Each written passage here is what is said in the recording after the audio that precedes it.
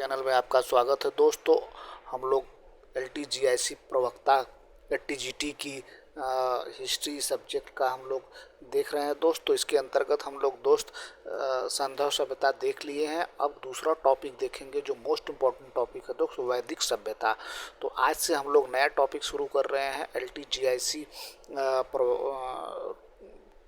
Teacher के लिए, जो कि मोस्ट इम्पॉर्टेंट है दोस्तों। ये टॉपिक यहाँ से 2-3 सवाल जरूर पूछे जाते हैं, तो आइए देख लेते हैं। तो वैदिक सभ्यता के बारे में देख लेते हैं। तो पहला टॉपिक है वैदिक सभ्यता में दोस्त ऋग्वैदिक काल, जिसका समय रहा है दोस्त 1500 से 1000 ईसा पूर्व तक।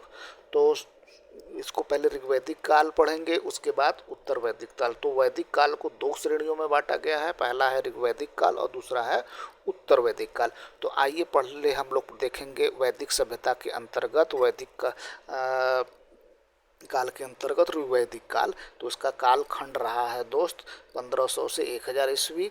तो सिंधु सभ्यता की विपरीत वैदिक सभ्यता मूलतः ग्रामीण था। आर्यों का आरंभिक जीवन मुख्यतः पशुचारण था। कृषि उनका गौण धंधा था। तो आपसे क्वेश्चन पूछा जा सकता है कि वैदिक सभ्यता का प्रमुख व्यवसाय क्या था, उसका जीवन कैसा था। तो वो था पशु पालन था दोस्त, पशुचारण। आर्य लोग अस्थायी या स्थिर निवासी नहीं थे, इसलिए अपने पीछे कोई ठोस भौतिक अवशेष नहीं छोड़ गए थे।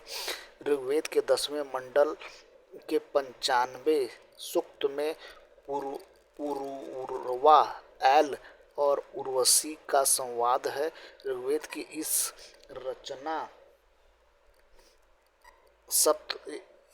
ऋग्वेद की रचना सप्त सिंधु प्रदेश में हुई है दोस्त।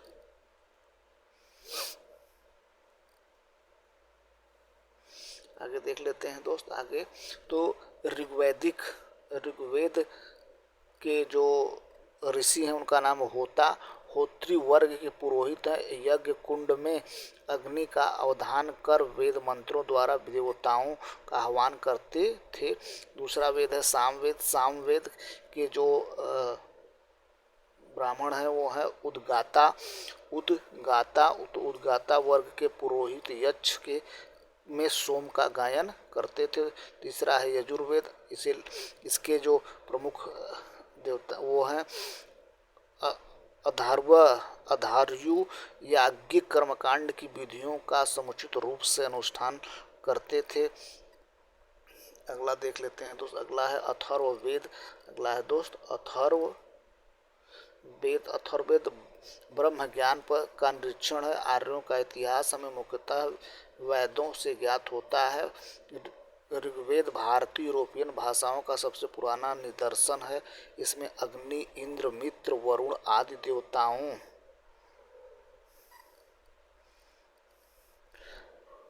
देवताओं की स्तुतियां संग्रहित हैं। ऋग्वेद की अनेक बातें अवेस्ता से मिलती हैं। अवेस्ता ईरानी भाषा का प्राचीनतम ग्रंथ। आर्यों का आगमन 1500 ईसा पूर्व के कुछ पहले हुआ। उनके आगमन का कोई स्पष्ट और ठोस पुरातात्विक प्रमाण नहीं मिलता है। आइए कुछ प्रमुख देवी देवताओं का नाम जान लेते हैं जो कि कितनी बार उस शब्द का प्रयोग हुआ है। तो इंद्र का 250 बार उल्लेख हुआ है दोस्त। अग्नि का 200 बार उल्लेख हुआ है। वरुण का 30 बार उल्लेख हुआ है। जन का 275 बार उपयोग हुआ है दोस्त। और विष शब्द का उल्लेख 171 बार हुआ है। पिता का उल्लेख 335 बार हुआ है। माता का उल्लेख 234 बार हुआ है। ग्राम का उल्लेख 13 बार हुआ है। वर्ण का उल्लेख 23 बार हुआ है। ब्राह्मण का उल्लेख 15 बार हुआ है। क्षत्रिय का उल्लेख 9 बार हुआ है दोस्त। आइए आगे देख लेते हैं।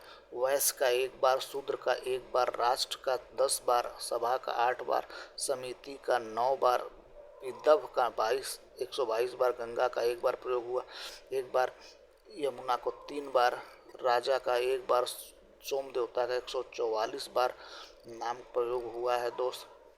अगला देखते हैं। अगला है भैया ब्रिज गौशाला का 45 बार, कृषि का 33 बार और गण का 46 बार, गाय का 176 बार, सेना का 20 से अधिक बार और विष्णु का 100 बार और रुद्र का 3 बार, बृहस्पति का 11 बार और पृथ्वी का 1 बार उपयोग हुआ है।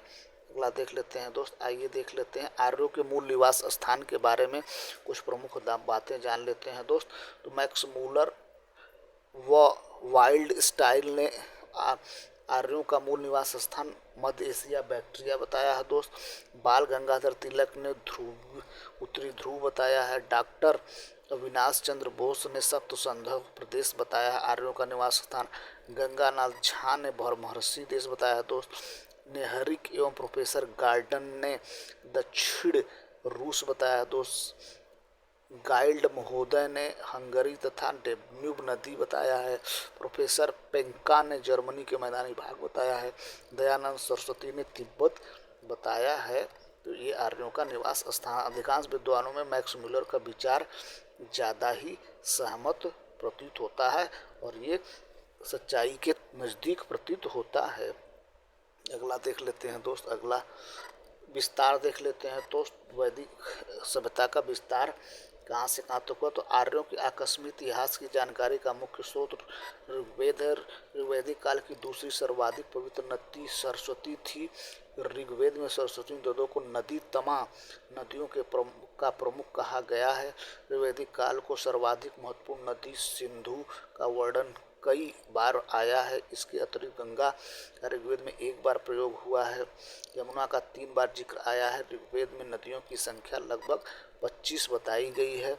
ऋग्वेद में नदी सूक्त में व्यास व्यास को विपाशा कहा गया है, को परिगणित नदी कहा गया है।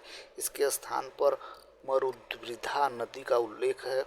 ऋग्वेद में आर्य निवास स्थान के लिए सर्वत्र सप्त संधव शब्द का प्रयोग किया गया है। मित्र,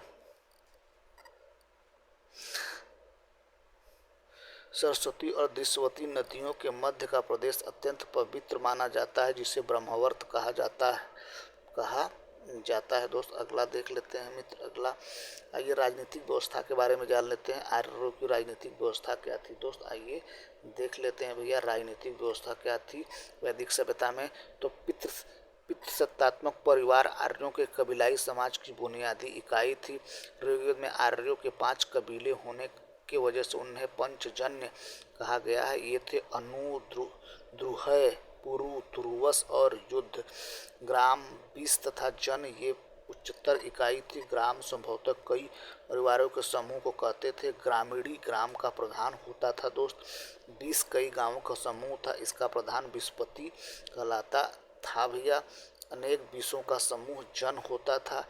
जनों के अधिपति को जनपति कहा जाता था या राजा कहा जाता था। देश या राज्य के लिए राष्ट्र शब्द का प्रयोग होता था। ऋग्वेद में जन शब्द का उल्लेख 275 बार मिलता है, जबकि जनपद शब्द का उल्लेख 1 ही बार मिलता है। आगे देख लेते हैं दोस्त, आगे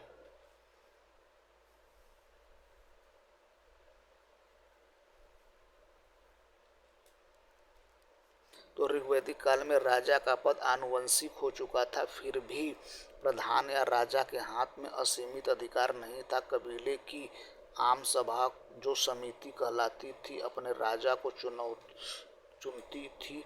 राजा को कबीले का संरक्षक, गोप्ता, जनस्य तथा पूरा भेत्ता नगरों का विजय पाने वाला कहा गया है। ऋग्वेद में सभा, समिति, विद्वव तथा गण जैसे अनेक कबीलाई परिषदों का उल्लेख है। ये संगठन परिषदें विचारात्मक, सैनिक एवं धार्मिक कार्य देखते थे। अगला क्वेश्चन देख लेते हैं दोस्त, अगला देख लेते हैं भैया वैदिक सभ्यता में। आइए देख लेते हैं अगला क्या है दोस्त। अगला तो वैदिक काल में सामाजिक स्थिति देख लेते हैं दोस्त। तो वैदिक काल में महिलाओं की सभा एवं विद्वत में भाग लेती थी दोस्त। वैदिक काल में राजा भूमि का स्वामी नहीं था, वस्तुतः वह युद्ध का स्वामी था।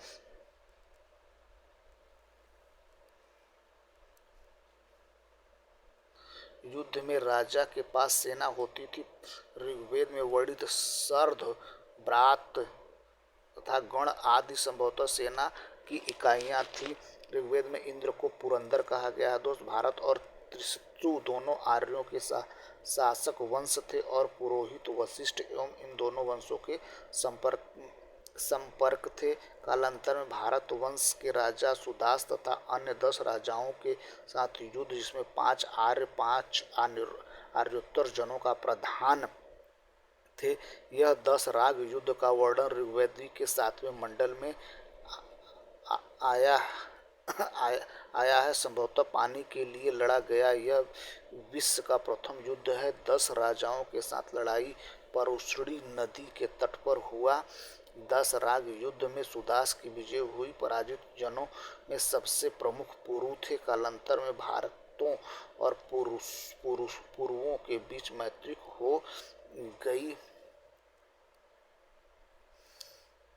हो गई। पुरु नाम से एक नया कुल बना। पुरु नाम से क्या बना दोस्त? पुरु नाम से एक नया कुल बना।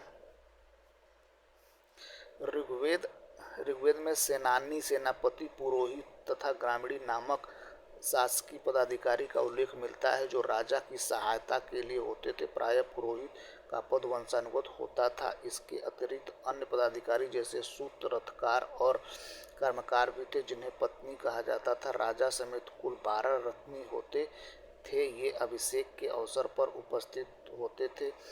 पूरब दुर्गपति होता था तथा सैनिक कार्य भी करता था। स्वपरा जनता की गतिविधियों को देखने वाले गुप्तचर होते थे। दूत समय समय पर संधि विग्रह के प्रस्तावों को देखकर राजा के पास जाता था।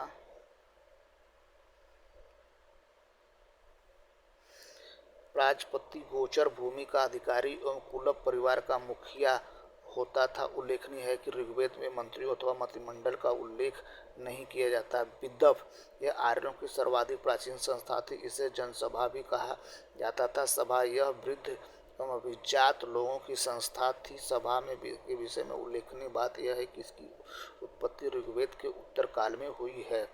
समिति यह केंद्रीय राजनीतिक संस्था सामान्यतः जनता की प्रतिनिधि सभा थी। समिति राजा की नियुक्ति पदच्युत करने के उस पर नियंत्रण रखती थी। समिति के सभा को ईशान कहा जाता था। ऋग्वेद में मध्यम सी शब्द से विदित होता है कि पंच